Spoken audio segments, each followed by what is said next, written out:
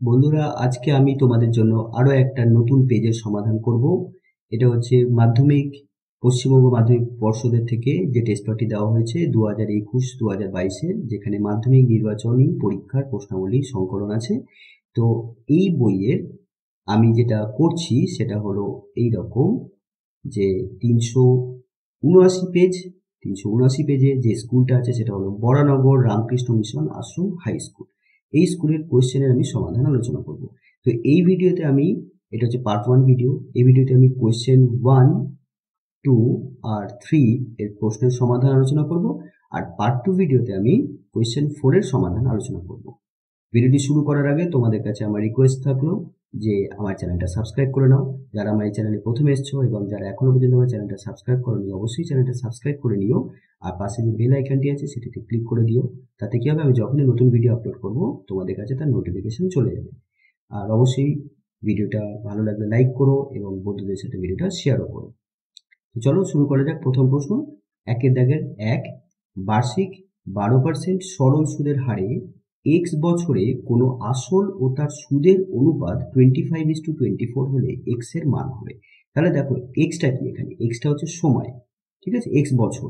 তার মানে কি, এক্স দিয়ে সময় বোঝানো হচ্ছে, তাহলে আমাদের সময় বার করতে হবে। সময়টা কত হবে, যেখানে এখানে দিয়ে দিয়েছে সুদের হার, অর্থাৎ আরটা দিয়ে দিয়েছে 12%। এখানে আর কি দিয়েছে, আসল আর সুদের অনুপাত দিয়েছে। তাহলে যখন অনুপাত দেবে সেখান থেকে আমাদের মূল্য বার করতে গেলে এখানে কিন্তু একটা চল সংখ্যা ধরে নিতে হবে। মানে আমি বলতে চাইছি, আসল আর সুদের অনুপাত যদি 25:24 হয়, তাহলে আসল আমরা এখানে ধরে নেব 25K, আর সুদ ধরে নেব 24K। আমরা এক্স ধরবো না, কারণ এই অঙ্কতে কিন্তু আগে থেকে একটা এক্স দেওয়া আছে, ঠিক আছে। তাহলে সুদ জানি, আসল জানি, সুদের হার এখানে দেওয়া আছে 12%, ঠিক আছে। তাহলে আমরা কি বার করব, সময় বার করব, এবং এই সময়টাও কিন্তু এখানে এক্স বছর দেওয়া আছে। তাহলে আমি সরাসরি সূত্রে ফেলবো। আমরা কি জানি, আই ইকুয়ালস টু PTR বা PRT বাই 100। তাহলে আই মানে সুদ, তাহলে সুদ কত, 24K, ঠিক আছে, 24K। তাহলে এখানে লিখবো 24K ইকুয়ালস টু আসল কত, 25K, বসিয়ে দেবো, ইন্টু টি মানে সময়, সেটা কত, এক্স বছর, তাহলে এখানে লিখবো এক্স। আর কত, 12%, তাহলে এখানে লিখবো 12 ডিভাইডেড বাই 100। খুবই সহজ অঙ্ক, এটা খুবই সহজ। এবার এখানকার কে ক্যান্সেল হয়ে গেল, তাহলে 25, 4 25 100, 4 3 12। তাহলে আমরা কি পেলাম, এখানে 3 আর এখানে 24, 8। তাহলে আমরা কি পাচ্ছি, এদিকে 8 পাচ্ছি, এদিকে পাচ্ছি এক্স। অর্থাৎ এক্সটা ছিল সময়, সেই সময়টা কত, 8 বছর। তাহলে এখানে এক্স এর মান কত, 8। তাহলে এই প্রশ্ন সঠিক উত্তর এ, 8।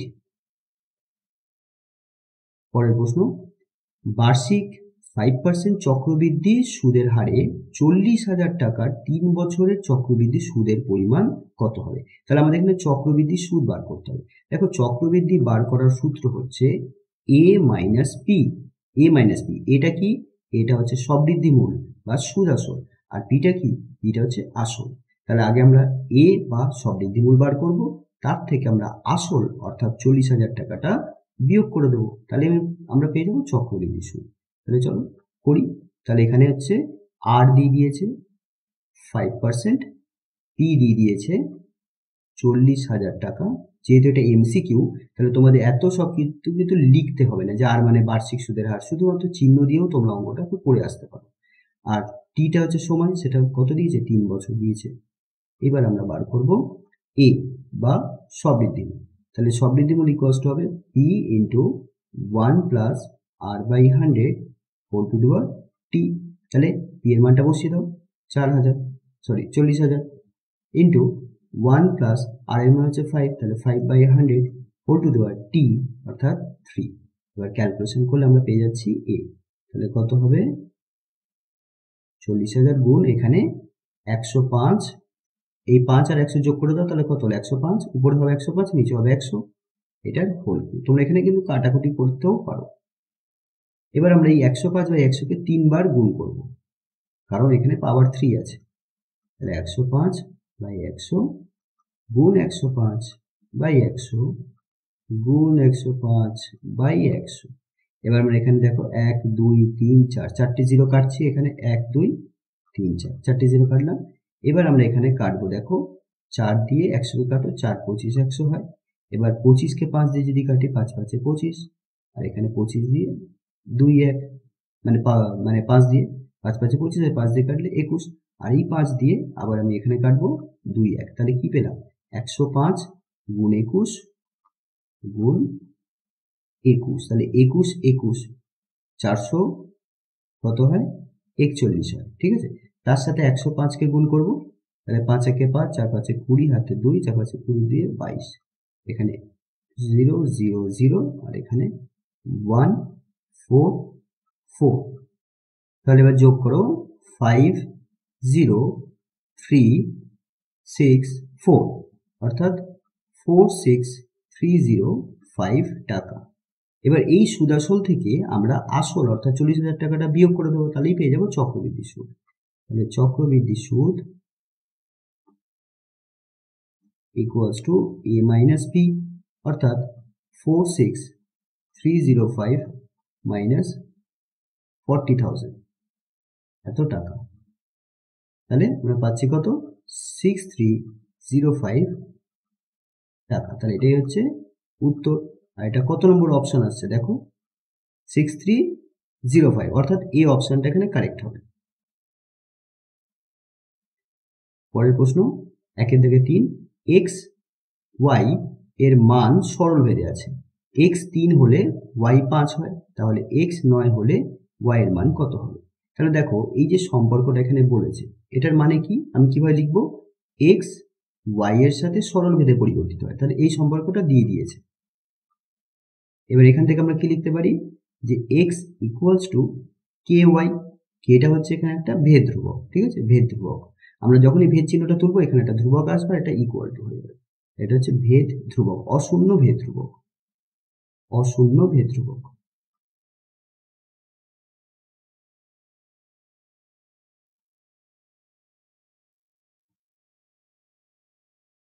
এটা লিখে দেবে।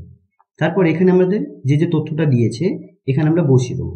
এখন x equals to 3 y equals to 5 হলে, তাহলে এই সমীকরণে x এর জায়গায় 3 আর y এর জায়গায় 5 বসিয়ে দাও, তাহলে কি পাচ্ছি 3 equals to k into 5।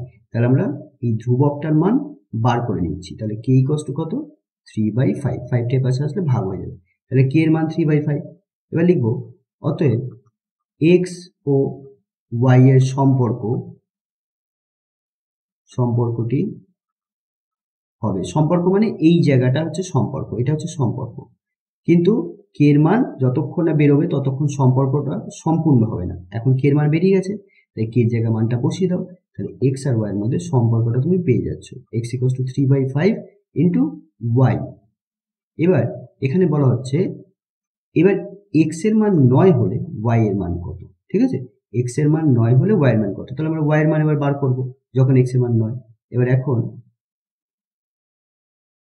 x equals to 9 হলে, তাহলে এখানে বসিয়ে দাও 9 ইকুয়ালস টু 3/5 ইন্টু ওয়াই, তাহলে 3 আর 9 কেটে গেল, তাহলে আমরা কি পেলাম 3 ইকুয়ালস টু y/5।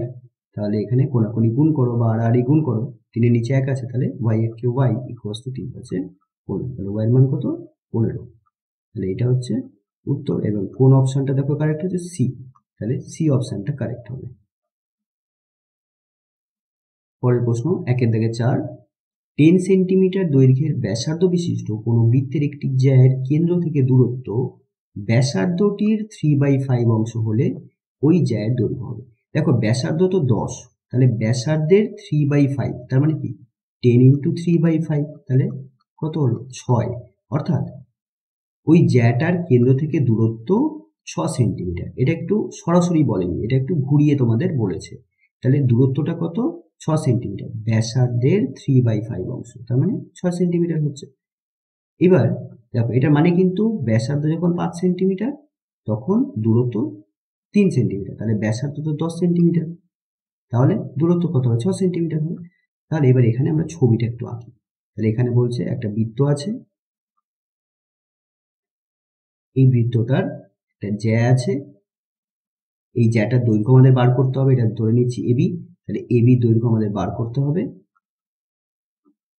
এটা হচ্ছে বৃত্তের কেন্দ্র, এই কেন্দ্র থেকে জ্যার ওপর আমরা একটা দূরত্ব অঙ্কন করছি, মানে লম্ব অঙ্কন করছি, এটাই হচ্ছে দূরত্ব। এবং এই দূরত্বটাই বলে দিয়েছে এইভাবে, এখানে কত আসছে 6, এই দূরত্বটা ধরে নিচ্ছি ওডি, তাহলে ওডি লম্ব এবি, আর ওডিটা এখানে কি, ওডি হচ্ছে দূরত্ব, ঠিক আছে, কেন্দ্র থেকে জ্যায়ের দূরত্ব। এটা লেখার দরকার নেই, আমি তাও তোমাদের বলে দিচ্ছি, কেন্দ্র থেকে এবি জ্যায়ের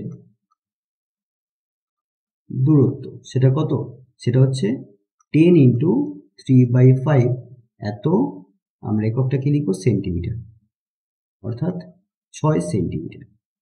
এবার দেখো একটা উপপাদ্য আছে যে জ্যায়ের উপর যদি বৃত্তের কেন্দ্র থেকে কোনো লম্ব অঙ্কন করা যায়, তাহলে এই যে লম্ব বিন্দুটা পাচ্ছি, এই যে বিন্দুটা পাচ্ছি, এই বিন্দুটা এবি এর মধ্যবিন্দু হবে, অর্থাৎ এডি আর ডিবি সমান হবে। তো আমরা সবার প্রথমে এই ডিবি এই দৈর্ঘ্যটা বার করব, এটার দৈর্ঘ্য যা বেরোবে এবি দৈর্ঘ্য তার দ্বিগুণ হবে, এবং এর জন্য আমি কি করব, ও আর বি যুক্ত করব। এই ও আর বি এই বৃত্তের ব্যাসার্ধ হলো, আর এই ব্যাসার্ধটা কত 10। তাহলে দেখো এই যে ত্রিভুজটা আমরা দেখতে পাচ্ছি, এটা একটা সমকোণী ত্রিভুজ, এটা হচ্ছে 90 ডিগ্রি। তাহলে এই সমকোণী ত্রিভুজের এটা হচ্ছে অতিভুজ, এটা হচ্ছে লম্ব। তাহলে আমরা ভূমিটা বার করব, ভূমিটা বেরিয়ে গেলেই তার সাথে 2 গুণ করলেই আমরা পেয়ে যাবো এবি জ্যায়ের দৈর্ঘ্য।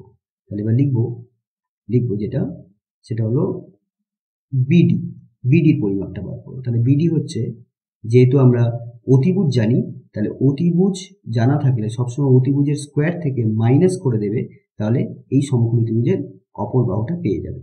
তাহলে -6 স্কোয়ার, তাহলে কত হলো 100 মাইনাস 36, অর্থাৎ বর্গমূল করলে আমরা পাচ্ছি কত √64, অর্থাৎ 8 সেন্টিমিটার।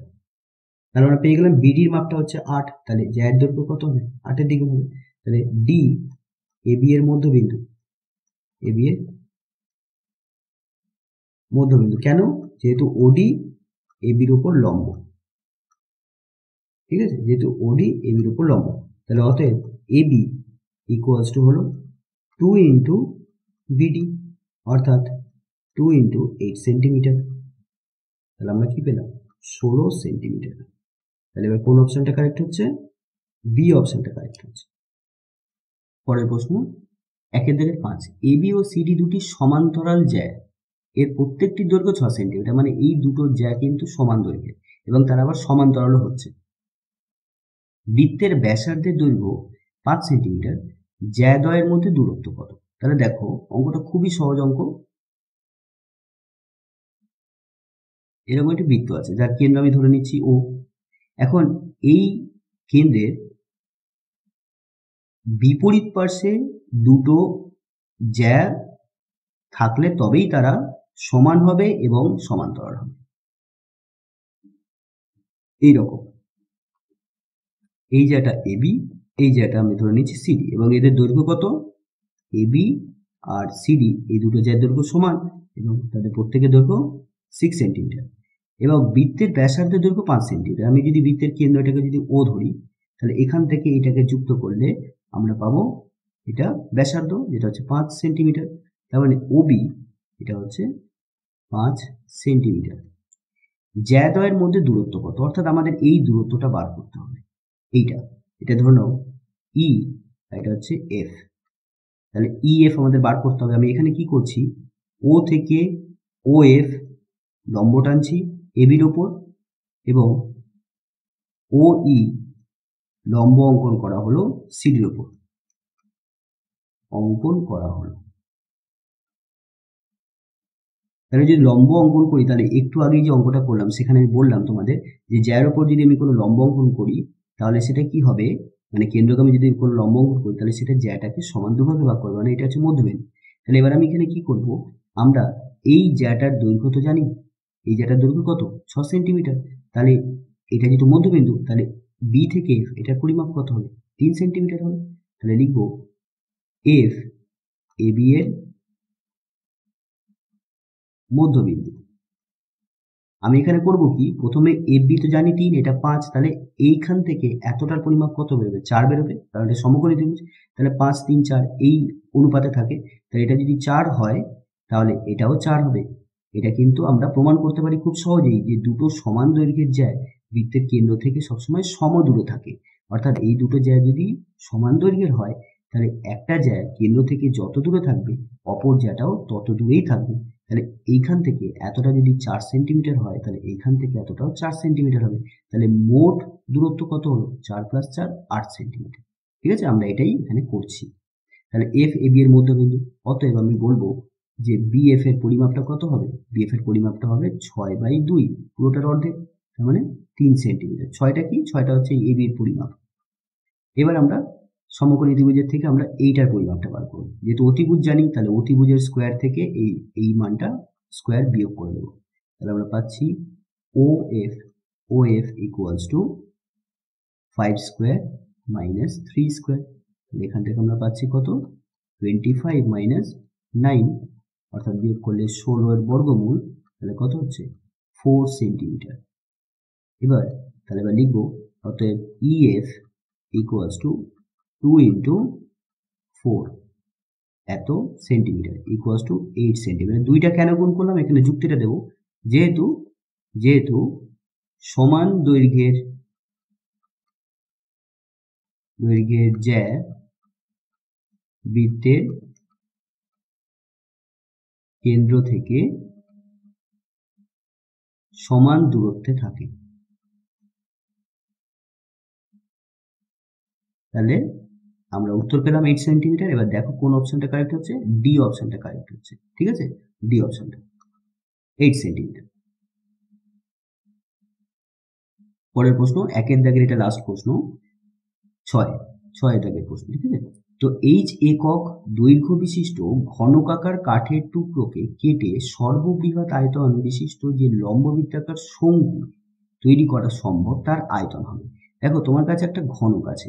যদি ধরে নাও তোমার কাছে এরকম একটি ঘনক আছে,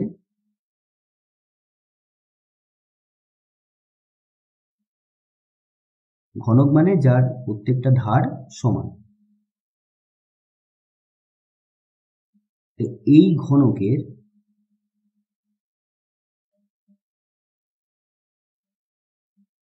ঘনকের মধ্যে সব থেকে বড় মাপের যে তুমি শঙ্কু, লম্ববৃত্তাকার শঙ্কু বানাতে পারবে, সেটা হচ্ছে এই রকম হবে।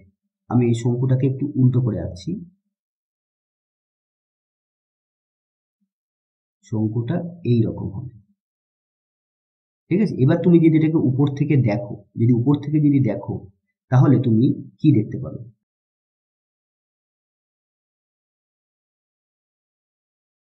এটা হচ্ছে বর্গক্ষেত্র, উপরে তলটা বর্গক্ষেত্র। সেই বর্গক্ষেত্রের ভিতরে একটা বৃত্ত দেখতে পাবে। এই বৃত্ত অংশটা হচ্ছে লম্ববৃত্তাকার শঙ্কুর ভূমি। এবার দেখো, এই ঘনকটার প্রত্যেকটা ধার যদি আমি ধরে নিই, যে এখানে দিয়ে দিয়েছে প্রত্যেকটা ধার কত? এইচ।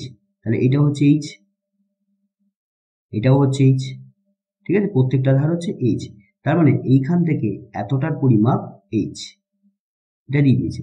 তাহলে আমরা বলতে পারি যে শঙ্কুটা দেখতে পাচ্ছি, শঙ্কুর ভূমি, এই শঙ্কুর ভূমির তাহলে ব্যাসার্ধ আর, এটা কি হবে? তাহলে আর ইকুয়ালস টু কত হবে? h/2 হবে, তাই না? এটা তো কেন্দ্র, তাহলে এই আরটা এই এইচ এর অর্ধেক হবে। তাহলে আমরা লিখবো আর ইকুয়ালস টু কি? এখানে আর ইকুয়ালস টু শঙ্কুর ব্যাসার্ধ, ভূমির ব্যাসার্ধ। তাহলে আর ইকুয়ালস টু কত? h/2। এবার আমরা পেয়ে গেলাম শঙ্কুর আরটা পেয়ে গেলাম। আর দেখো, শঙ্কুর উচ্চতা কোনটা হবে? এই যে ঘনকের উচ্চতা, সেটাই তো শঙ্কুর উচ্চতা হবে। তাহলে শঙ্কুর উচ্চতা হবে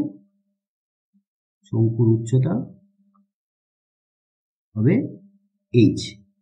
এবার আমাদের বার করতে হবে শঙ্কুর আয়তন। শঙ্কুর আয়তনের সূত্র হয়, শঙ্কুর আয়তন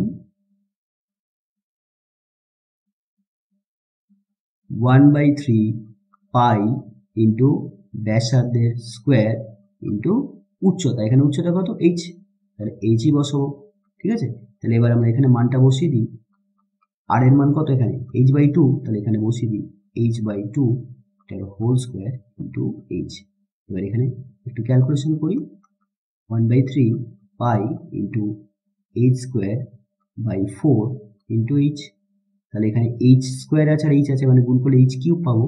তাহলে আমরা পাচ্ছি পাই h কিউব বাই 3 × 4 = 12। এত যেহেতু আয়তন, তাই এককটা হবে ঘন একক। দেখো এর কোন অপশনটা কারেক্ট হচ্ছে? পাই h কিউব বাই 12, অর্থাৎ এইটা পাই এইচ কিউব বাই 12, এই অপশনটা কারেক্ট হবে।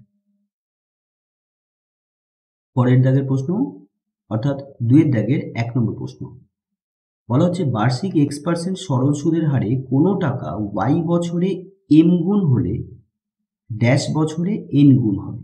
তাহলে আমাদের এখানে কত বছরে n গুণ হবে সেটা বার করতে হবে, অর্থাৎ সময়টা এখানে লিখতে হবে। তো এটা খুবই ভালো অঙ্ক। দেখো বন্ধুরা, এইটা করতে গেলে আমাদের একটা জিনিস এখানে যদি ভালো করে বুঝে নিই তাহলে এই অঙ্কটা খুব সহজেই আমরা করতে পারবো। এখানে দেখো x% সরল সুদের হারে, মানে দুটো ক্ষেত্রেই যখন y বছরে m গুণ হচ্ছে তখন কিছু বছর পর ওটা n গুণ হবে। তো এক্ষেত্রে কিন্তু এই যে দুটো ক্ষেত্র পাচ্ছি যে y বছরে m গুণ আর ড্যাশ বছরে n গুণ, মানে ধরে নাও এটা k বছরে n গুণ, এরকম কিছু একটা বেরোলো। তো এক্ষেত্রে দুটো ক্ষেত্রেই কিন্তু বার্ষিক সুদের হার সমান। তো একটা সূত্র আছে, তোমরা এটা জেনে রাখো, বার্ষিক সুদের হার যদি না পাল্টায়, এখানে যেহেতু দুটো ক্ষেত্রেই বার্ষিক সুদের হার একই আছে, তার মানে বার্ষিক সুদের হার পাল্টাচ্ছে না। তাহলে যদি বার্ষিক সুদের হার একই থাকে বা অপরিবর্তিত থাকে, তাহলে বার্ষিক সুদের হার অপরিবর্তিত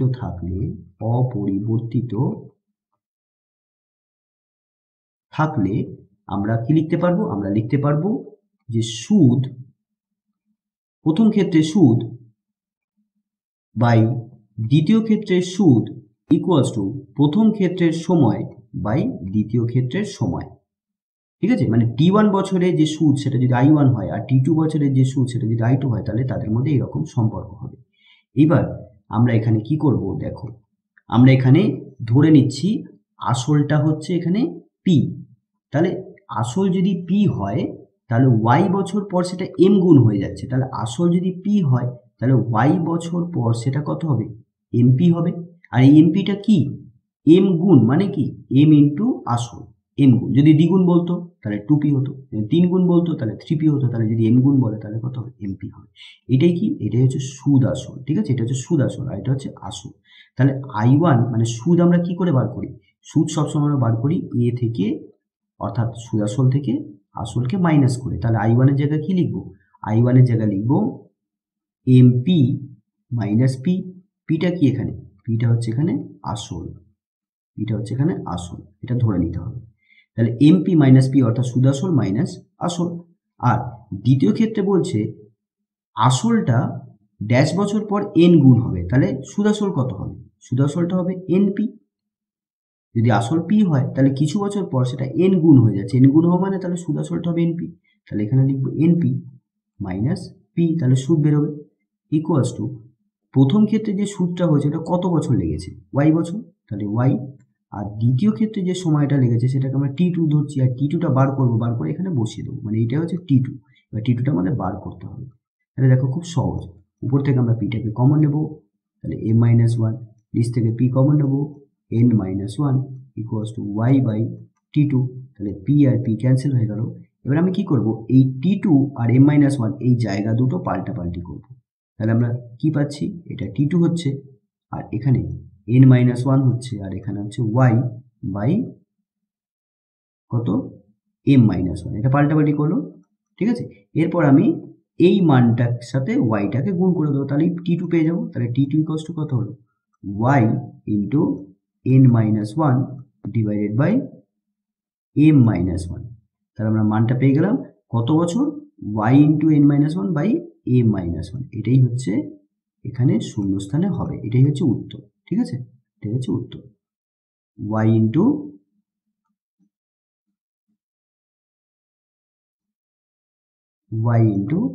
n minus 1 by m minus 1।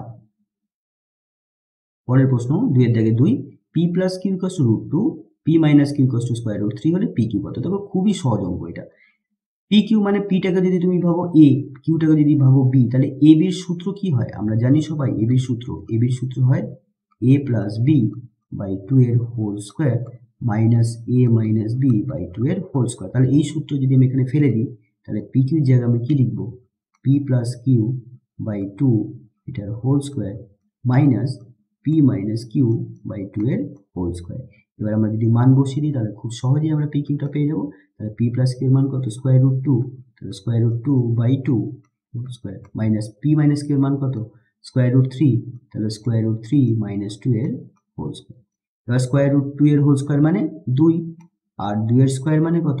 2 এর স্কোয়ার মানে 4, মাইনাস রুট 3 এর স্কোয়ার মানে 3, আর 2 এর স্কোয়ার মানে 4। তাহলে লসও কত হচ্ছে? 4 হচ্ছে।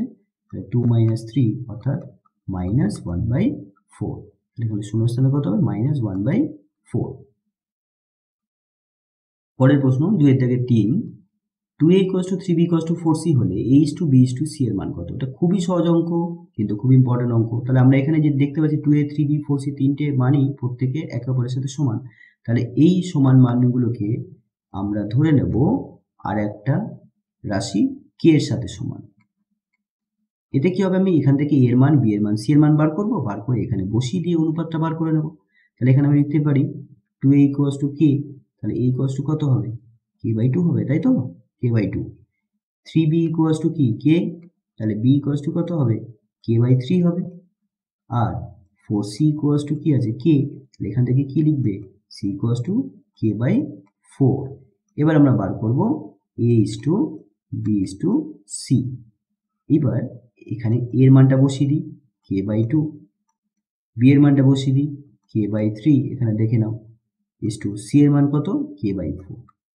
তিনটে মানের মধ্যেই k আছে এবং যেহেতু তাদের মধ্যে অনুপাত করছি তাহলে kটা ক্যান্সেল হয়ে যাবে। এবার থাকছে এইরকম একটা ভগ্নাংশের অনুপাত। এখন এই ভগ্নাংশের অনুপাতটাকে পূর্ণ সংখ্যার অনুপাতে আনতে গেলে আমরা কি করব? এই 2, 3 আর 4 এর লসাগু করব। তাহলে 2, 3 আর 4 এর লসাগু আমরা করে দেখি। তাহলে কত হলো? 3 × 6, 6 × 12।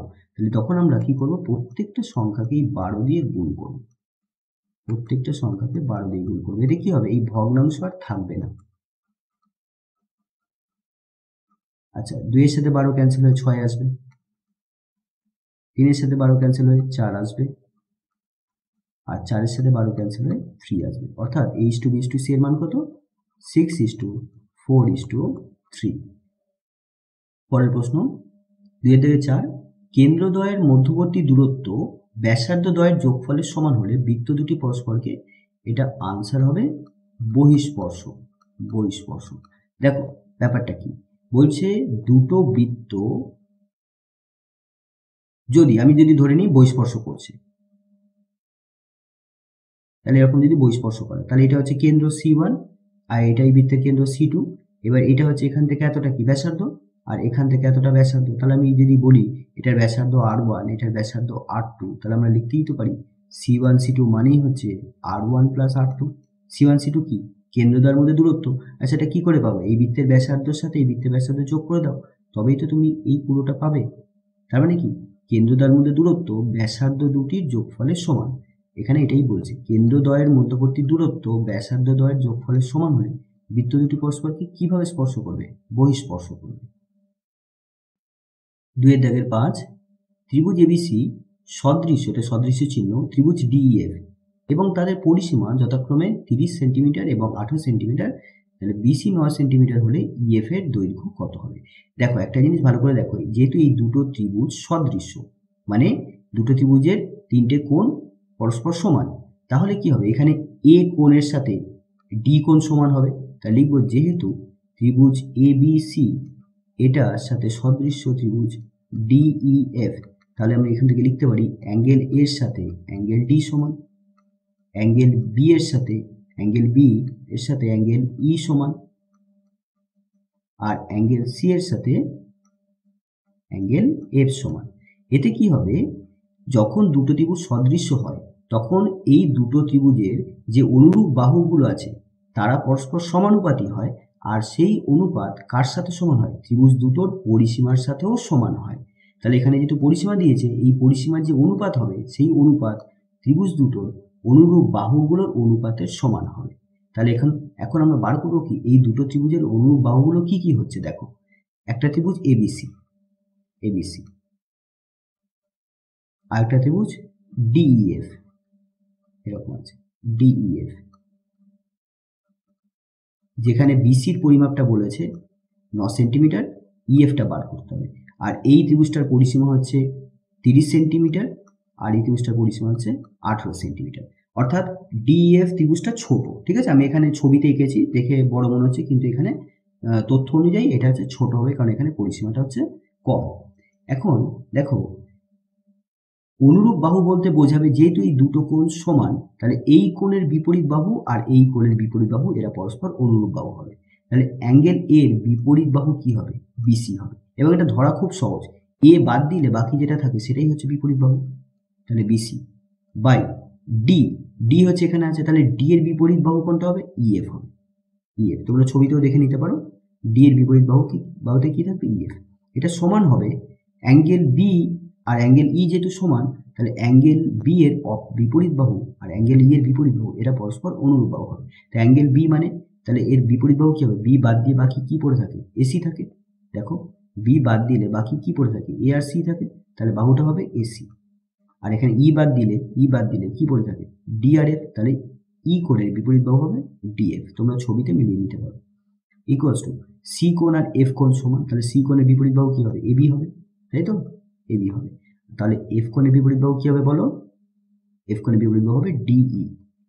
এবার এইটাই সমান হবে ত্রিভুজ এবিসি এর পরিসীমা। কেন আমরা এই উপরে যে বাহুগুলো লিখছি এটা হচ্ছে ত্রিভুজ এবিসি এর, তাই পরিসীমাটাও লিখবো ত্রিভুজ এবিসি এর পরিসীমা বাই ত্রিভুজ ডিইএফ এর পরিসীমা। এবার এখানে যে মানটা দিয়েছে আমরা সেটাকে এখানে লিখে নেব। দেখো এখানে কি দিয়েছে? বিসি দিয়েছে আর ইএফ চাইছে, অর্থাৎ এইটা আমার কাজে লাগবে। তাহলে এখানে আমি লিখবো বিসি কত? 9, আর ইএফ যেটা আমাদের বার করতে হবে, ইকুয়ালস টু, এটা কার সাথে সমান? এই দুটো ত্রিভুজের পরিসীমার সাথে সমান। তাহলে ত্রিভুজ এবিসি এর পরিসীমা কত? 30, তাহলে লিখবো 30, আর ডিএফ এর পরিসীমা কত? 18। এবার এখানে দেখো 3 দিয়ে কাটো, 3 3 × 9, 3 10 30, আর এখানে 2 দিয়ে কাটো, 5 × 10, 2 দিয়ে 9 × 18। তাহলে এখানে কি থাকছে? এখানে থাকছে 3/EF ইকুয়ালস টু 5/9। এবার কোনাকুনি গুণ করো, তাহলে 5EF ইকুয়ালস টু 3 নং 27, তাহলে EF ইকুয়ালস টু 27/5। এটাকে যদি ভাগ করো তাহলে তোমরা পাচ্ছ 5 5 25, 2.0, 4 5 20, অর্থাৎ 5.4 সেন্টিমিটার। তাহলে বিসি যদি 9 সেন্টিমিটার হয়, তাহলে ইএফ এর মান হচ্ছে 5.4 সেন্টিমিটার। তাহলে এটাই হচ্ছে এখানে আনসার, 5.4। পরের প্রশ্ন 2-6, একটি লম্ব বৃত্তাকার চোঙের ব্যাসের দৈর্ঘ্য 3 সেন্টিমিটার এবং উচ্চতা 4 সেন্টিমিটার। তাহলে একটা ছবি আঁকি। অঙ্কটা খুবই সহজ, খুবই সহজ। একটা লম্ব বৃত্তাকার এরকম চোঙ আছে, আর এটা হচ্ছে ব্যাস। তো ব্যাস যেটাকে আমরা ডি দিয়ে চিহ্নিত করি বা 2r দিয়ে চিহ্নিত করি, সেটা হচ্ছে 3 সেন্টিমিটার, আর এর উচ্চতাটা বলে দিয়েছে 4 সেন্টিমিটার। এবার এই চোঙটির ভিতরে সর্বাপেক্ষা বৃহৎ যে দণ্ড রাখা যাবে তার দৈর্ঘ্য। দেখো, সর্বাপেক্ষা বৃহৎ যে দণ্ডটা রাখবে সেটা কিভাবে রাখতে পারবে? সেটা তুমি এইভাবে রাখবে, এইভাবে রাখবে। এটাই হচ্ছে সব থেকে বড় পরিমাপের দণ্ড। এবং এটাই দেখো, এই যে ত্রিভুজটা তৈরি হচ্ছে না, এখানে একটা ত্রিভুজ তৈরি হচ্ছে, এই ত্রিভুজের এটা যদি 90 ডিগ্রি, তাহলে এটা কি? অতিভুজ। এই অতিভুজটা আমাদের বার করতে হবে, ঠিক আছে? এই অতিভুজটা, এটাকে নাম দিয়ে দিই আমি এ বি, এটাকে সি। তাহলে এবি হচ্ছে সর্বাপেক্ষা বৃহৎ দণ্ড, তাহলে সেটা কত হবে? এটা যেহেতু অতিভুজ, তাহলে অতিভুজ বার করতে গেলে আমাদের বর্গমূল দিয়ে এইটার পরিমাপ লিখতে হবে, বিসি এর হোল স্কোয়ার দিতে হবে, প্লাস লম্ব এসি এটার হোল স্কোয়ার দিতে হবে। এবার মানগুলো বসিয়ে দাও। বিসি মানে হচ্ছে এই চোঙের ব্যাস, যেটা হচ্ছে 3 স্কোয়ার, আর এসিটা হচ্ছে উচ্চতা, হচ্ছে 4 স্কোয়ার, অর্থাৎ কত আসবে?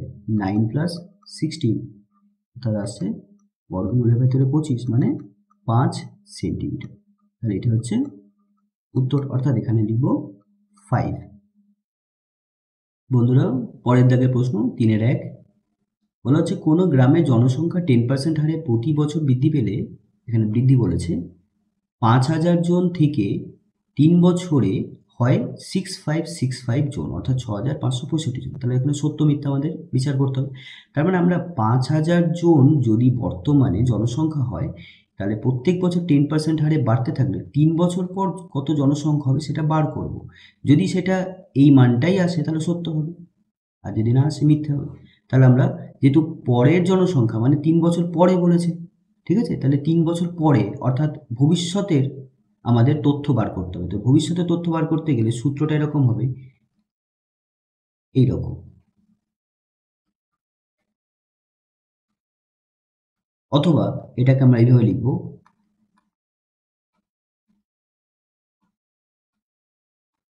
ঠিক আছে, লসগু করে এই জিনিসটা পাওয়া যায়। বৃদ্ধি বললে প্লাস হবে, যদি হ্রাস বলে তাহলে এখানে মাইনাস হবে। এটা যদি ভবিষ্যতের বার করতে হয়। আর যদি অতীতেরটা বার করতে হয়, যদি বলে যে 3 বছর আগের জনসংখ্যা কত বা 4 বছর আগের জনসংখ্যা কত, তখন সূত্রটা একটু পাল্টে যাবে, তখন এরকম হবে, উপরে 100 নিচে 100 plus minus r by whole two দেওয়ার টি, ঠিক আছে, হোল টু দেওয়ার টি। প্লাস মানে বৃদ্ধির জন্য, মাইনাস হচ্ছে হ্রাসের জন্য।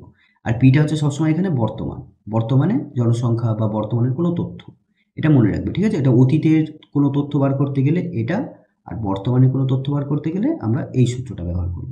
তো এই অঙ্কে আমাদের বর্তমানে বার করতে হবে, তাহলে এটা আমরা বার করছি। পিটা হচ্ছে বর্তমান জনসংখ্যা, যেটা হচ্ছে 5000 জন, 100 প্লাস 10% হারে বাড়ছে, তাহলে আরটা হচ্ছে 10 ডিভাইডেড বাই 100, আর টিটা হচ্ছে ক বছর, 3 বছর। এবার এখানে ক্যালকুলেশন করে দেখো কত আসছে। ভিডিওটা এখানে পজ করো, নিজের এটা ক্যালকুলেশন করো, ক্যালকুলেশন করে দেখো কি আসছে, ঠিক আছে। তারপর যদি না পারো তখন আমার এই ভিডিওটা আবার দেখবে। তাহলে এখানে আসছে উপরে যোগ করে 110, নিচে আসছে 100, এটার হোল কিউব, 0 0 কেটে গেল, তাহলে এখানে 5000 ইন্টু 11 ইন্টু 11 ইন্টু 11, এখানে হোল কিউব আছে তাই 3 বার গুণ হবে, 10 ইন্টু 10 ইন্টু 10, 3টে 0 এখানে ক্যান্সেল হয়ে গেল। তাহলে কি থাকলো, 3টে 11-র গুণফলের সাথে 5 গুণ হবে। এবার 5 11 55, আর এখানে 121, ঠিক আছে। 11 ইন্টু 11 কত, 121, তাহলে এবার 121কে 55 দিয়ে গুণ করো, 5 একে 5, 5 দুগুণে 10 ও 0, হাতে 1, 5 1 5 6, একইভাবে 5 0 6, তাহলে 5 5 6 6, তাহলে এখানে আসবে 6655, কিন্তু এখানে দিয়েছে 6565, তাহলে বিবৃতিটা তাহলে কি আসলো, মিথ্যে, ঠিক আছে, বিবৃতিটা আসলো মিথ্যা। পরের প্রশ্ন, সময় সময় স্থির থাকলে মূলধনের সাথে লভ্যাংশের সরল সমানুপাতিক সম্পর্ক। দেখো, মূলধন মানে ব্যবসায় যে পরিমাণ টাকাটা নিয়োগ করা হয়। তুমি একটা ব্যবসা করছো, ধরে নাও তুমি একটা দোকান খুলছো, তার জন্য যে টাকাটা তোমাকে নিয়োজিত করতে হবে সেই টাকাটাকে আমরা বলবো মূলধন। এবং টাকা নিয়োজিত করার পর তুমি ব্যবসাটা চালাচ্ছ, ব্যবসাতে তুমি কাজ করছো বা লোককে দিয়ে কাজ করাচ্ছ, সেখানে কিছু লাভ হবে বা লোকসানও হতে পারে। তো ধরে নাও লাভ হচ্ছে, তাহলে সেই লাভটা সবসময় মূলধনের সাথে সমানুপাতিক সম্পর্কই হয়, মানে তুমি যত বেশি মূলধন দেবে তোমার লাভটাও কিন্তু সেই অনুপাতেই হবে। ধরো একটা ব্যবসাতে তুমি যদি 10,000 টাকা লাগাও, তাহলে সেখানে যদি তোমার যদি 2,000 টাকা লাভ হয়, তুমি যদি এখানে বেশি টাকা লাগাও তাহলে লাভটাও তোমার বেশি হবে। কারণ যদি বেশি মূলধন দাও তাহলে ব্যবসার জন্য এই যে টাকাটা যে খাতে খরচ হচ্ছে সেটা তুমি আরও বেশি বেশি করে খরচ করতে পারবে, মানে বেশি ধরো দ্রব্য কিনতে পারবে, এবার সেই দ্রব্যটা বিক্রি করে আবার তুমি বেশি লাভ করতে পারবে, তাই না? তাহলে এখানে কি, মূলধন যত বাড়বে সাথে সাথে লভ্যাংশ সেই অনুপাতে বাড়তে থাকবে যখন সময়টা স্থির থাকবে, ঠিক আছে। সময়টা যখন স্থির থাকবে, সময় কিন্তু পাল্টে গেলে আবার হবে না। তাহলে এই প্রশ্নের উত্তরটা কি হবে, এটা হচ্ছে সত্য হবে। পরের প্রশ্ন, 3 থেকে 3, √1 প্লাস √5 প্লাস √16 একটি করণী। দেখো, করণী হচ্ছে এমন সংখ্যা যেটা হচ্ছে কোনো বর্গমূলের ভিতরে, বর্গমূল হতে পারে বা ঘনমূল হতে পারে, মানে এরকম মূলের ভিতরে, এটাকে আমরা মূল বলবো। এই মূলের ভিতরে যদি আমি কোনো সংখ্যা লিখি আর এর মান যদি কোনো, অবশ্যই এটা ধনাত্মক সংখ্যা হতে হবে, ঠিক আছে, মূলের ভিতরে ধনাত্মক সংখ্যা নিতে হবে, এবং এর মান যদি অমূলদ হয়, অমূলদ সংখ্যা হয়, মানে যে সমস্ত সংখ্যাকে আমরা p/q আকারে লিখতে পারি না, যেখানে কি p/q আকারে লিখতে পারি না, যেখানে q হচ্ছে 0 নয়, এইরকম সংখ্যাকে আমরা বলি অমূলদ সংখ্যা। এবং অমূলদ সংখ্যা সবসময় কি হয়, অমূলদ সংখ্যা কখনো শেষ হয় না, মানে অমূলদ সংখ্যার কোনো শেষ নেই। আর অমূলদ সংখ্যায় যে অঙ্কগুলো আছে সেটা কখনো পুনরাবৃত্তি হয় না। যেমন ধরে নাও পাইয়ের মান প্রায় আমরা লিখতে পারি 3.14, এরকম চলতেই থাকে, ঠিক আছে। এটা কিন্তু এখানে কোনো মান কিন্তু পুনরাবৃত্তি হচ্ছে না, তাহলে পাই এই জন্য একটা অমূলদ সংখ্যা। এরকমভাবে আমি এরকম একটা অমূলদ সংখ্যা লিখি 1.2341224 এরকমভাবে যদি কোনো সংখ্যা লিখি যার কোনো শেষ নেই, তাহলে এটা কিন্তু অমূলদ সংখ্যা হয়ে যাবে। তো এই √2 এর মান আমরা কিন্তু কখনোই বার করতে পারবো না এর অ্যাকচুয়াল মান কত, ঠিক আছে? তাই √2টা হচ্ছে একটা অমূলদ সংখ্যা। তো যখন মূলের ভিতরে কোনো ধনাত্মক সংখ্যা লিখবো আর তার মান যদি একটা অমূলদ সংখ্যা হয়, তখনই ওটা হচ্ছে করণী হবে। তাহলে এখানে আমরা দেখি এরকম অমূলদ সংখ্যা পাচ্ছি কিনা। √1 প্লাস √5 প্লাস √16, 16 এর বর্গমূল কত? দেখো √16 কিন্তু কোনো করণী না, কারণ √16 বা 16 এর বর্গমূল কত হয়? 4 হয়। 4 হচ্ছে মূলদ সংখ্যা, যেহেতু এটা অমূলদ সংখ্যা না, তাই এটা করণী না। তাহলে √16 এর বর্গমূল কত? 4। নেক্সট স্টেপ আমি কি লিখবো? 1 প্লাস 5 আর 4 যোগ করলে কত হয়? 9। এবার 9 এর বর্গমূল কত হয়? 9 এর বর্গমূল হয় 3। এবার 1 প্লাস 3 যোগ করো 4। এবার 4 এর বর্গমূল কত? 2। তাহলে কি পেলাম? এইটা থেকে আমি পেলাম 2, যেটা হচ্ছে একটা মূলদ সংখ্যা। এটা মূলদ সংখ্যা, তার মানে এটা করণী নয়। এখানে বলছে এটা একটি করণী, তো এটা করণী হচ্ছে না, সুতরাং এটা হচ্ছে মিথ্যে। পরের প্রশ্ন, যদি এ বি এর সাথে সরল ভেদে থাকে এবং বি যদি সি এর সাথে সরল ভেদে থাকে, তাহলে এ সি স্কোয়ারের সাথে সরল ভেদে থাকবে। দেখো আমরা এটাকে করে দেখি, এটা মিথ্যে আসবে। প্রথম কথা আমরা বলে দিই, এটা মিথ্যে আসবে। এবার এটা করে দেখি। দেখো এ যদি বি এর সাথে সরল ভেদে থাকে, তাহলে এখান থেকে আমরা কি লিখতে পারি? এ ইকুয়ালস টু এম বি। এমটা হচ্ছে এখানে একটা ভেদ ধ্রুবক, ঠিক আছে, অশূন্য ভেদ ধ্রুবক। তাহলে এখান থেকে তুমি বি এর মানটা বার করে নাও। তাহলে বি এর মান কত হচ্ছে? এ বাই এম। তুমি এখান থেকেও বার করতে পারো, ঠিক আছে? তাহলে বি এর মানটা হচ্ছে এখানে এ বাই এম। এবার বি এর মান কেন বার করবো? কারণ এখানে বি আছে, ওই বি এর মানটা এখানে বসিয়ে দেবো। এবার এখানে কি পাচ্ছি? B equals to N C. এনটা হচ্ছে এখানে একটা ভেদ ধ্রুবক। এবার বি এর মানটা কত? বসিয়ে দাও। A by M equals to N C. তাহলে আমরা কি পাচ্ছি? A equals to M N C. A মানে গুণ হয়ে গেল। এবার এম এর মানে কি? ধ্রুবক। তো তাহলে এম যেহেতু ধ্রুবক, এন যেহেতু ধ্রুবক, তাহলে এম এন এই ধ্রুবকটা যদি আমি তুলে দিই, তাহলে কি সম্পর্ক দাঁড়াবে? এ সি এর সাথে সরল ভেদে থাকবে, সি স্কোয়ারের সাথে না, কিন্তু এখানে সি স্কোয়ার দিয়েছে, এই কারণে এটা মিথ্যে।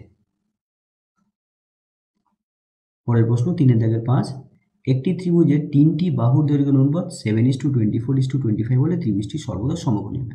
হ্যাঁ, এটা সত্য হবে, কারণ সমকোণী ত্রিভুজের বাহুর অনুপাত যেমন 3:4:5 হতে পারে, যেমন 8:12:13 হতে পারে, ঠিক আছে? এইভাবে 17, 8:12:17, একইভাবে 7:24:25 এটা হলেও সমকোণী হবে। এটা করে দেখি। দেখো সমকোণী ত্রিভুজের ক্ষেত্রে আমরা একটা জানি পিথাগোরাসের সূত্র, সেটা হলো লম্বের স্কোয়ার। এটা যদি লম্ব হয় তাহলে লম্বের স্কোয়ার, এটা ভূমি তাহলে ভূমির স্কোয়ার, আর এটা হচ্ছে অতিভুজ, তাহলে লম্বের স্কোয়ার প্লাস ভূমি স্কোয়ার ইকুয়ালস টু কি হয়? অতিভুজের স্কোয়ার হয়। আর অতিভুজ হচ্ছে সমকোণী ত্রিভুজের সব থেকে বড় বাহু। তো এখানে দেখে বোঝাই যাচ্ছে এখানে সব থেকে বড় বাহু হচ্ছে 25। তাহলে আমরা এখানে করে দেখছি এটা কি আসছে। আমরা যদি বাহুগুলোকে ধরে নিই যে একটা 7x, একটা 24x আর একটা 25x, এটা হচ্ছে বাহুগুলির পরিমাপ, বাহুগুলির পরিমাপ। তাহলে আমরা কি পাচ্ছি দেখি। 7x এর হোল স্কোয়ার করবো আর 24x এর হোল স্কোয়ার করে যোগ করে দেখবো এইটার স্কোয়ারের সমান আসছে কিনা। তাহলে 7x হোল স্কোয়ার মানে 49x স্কোয়ার, আর 24-এর স্কোয়ার মানে কত হচ্ছে? 576, আর এখানে x স্কোয়ার। তাহলে যোগ করো, এখানে আসে 625x স্কোয়ার, যেটা মানেই হচ্ছে 25x এর হোল স্কোয়ার। তাই এটার স্কোয়ার আসলো, সুতরাং এটা হচ্ছে সমকোণী ত্রিভুজ। অতএব 7:24:25 হলে এটা সমকোণী ত্রিভুজ হচ্ছে, ঠিক আছে? এটা সমকোণী ত্রিভুজ হচ্ছে, সুতরাং এটা সত্য হবে। 3 দাগের শেষ প্রশ্ন, দুটি ঘনকের আয়তনের অনুপাত 1:27 হলে ঘনক দুটির সমগ্র তলের ক্ষেত্রফলের অনুপাত হবে 1:80। দেখো এটা মিথ্যে, এটা মিথ্যে। কেন? দেখো ঘনকের একটা বাহু যদি এ হয়, তাহলে তার আয়তনের সূত্র হচ্ছে এ কিউ। তো এখানে দুটো ঘনক আছে, একটা ছোট ঘনক, একটা বড় ঘনক। তাহলে আমি এখানে ধরে নিচ্ছি এরকম একটা ঘনক আছে যার একটা ধার হচ্ছে স্মল এ, হচ্ছে স্মল এ, আর একটা বড় ঘনক আছে, ধরে নাও যার এক একটা ধার হচ্ছে ক্যাপিটাল এ। এবার এই ঘনকটার আয়তন, যদি v1 হয়, এই ঘনকটার আয়তন যদি v2 হয়, তাহলে v1 ইকুয়ালস টু আমরা কি লিখব, a কিউব, ঠিক আছে, বাহুর কিউব। আর এই ঘনকটার আয়তন যদি v2 হয়, তাহলে এটার আয়তন হবে ক্যাপিটাল A কিউব। এবার এখানে অনুপাতটা কি দিয়েছে দেখো, অনুপাত দিয়েছে a কিউব বা is to capital A cube equals to দিয়ে দিয়েছে 1:27। তাহলে নেক্সট স্টেপ আমরা এটাকে এইভাবে লিখতে পারি, a কিউব মানে আয়তন অনুপাত এটা, a কিউব ইকুয়ালস টু 1 এর কিউব ইন্টু 3 এর কিউব। তাহলে সব কিউবগুলো এখানে ক্যান্সেল হয়ে যাচ্ছে, তাহলে কি পাচ্ছি, a is to capital A equals to 1:3। এবার আমাদের বার করতে হবে ক্ষেত্রফল, সমগ্র তলের ক্ষেত্রফল। তো দেখবো সমগ্র তলের ক্ষেত্রফল কত আসছে।